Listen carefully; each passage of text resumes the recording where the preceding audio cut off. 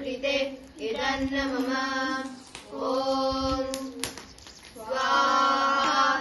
इदं प्रजापतये इदन्न मम ॐ भूर्भुवस्सुवः अग्न आयुष्ये भवसे आसुवोर्जमिषञ्जनः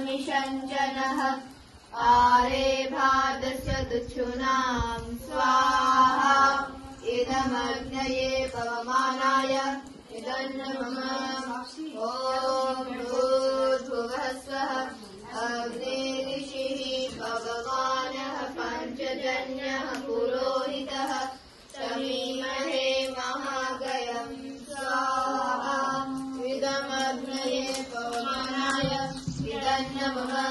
ॐ भूर्भुवः स्वः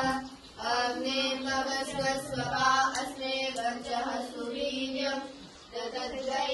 घोषं स्वाहा इदमग्नये पवमानाय इदन्न मम ॐ भूर्भुवः स्वः प्रजापते नर्मदेरानन्यो विश्वा जातानि परिता बभूव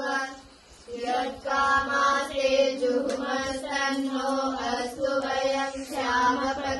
श्यामपतयोरयिणां स्वाहा इदं प्रजापतये इदन्न मम ॐ तन्नो अग्ने वरुणस्य विद्वान् देवस्य हेरव ज्येष्ठः यजसो वनितमः शोषुचानो विश्वा द्वेषान्ति प्रमुद्य स्म स्वाहा इदमग्निवर्णाभ्याम् इदन्न मम ॐ तन्नो अग्ने वमो भवोति नेदिशो अस्या उषसो वयुषौ अवयक्षणो वरुण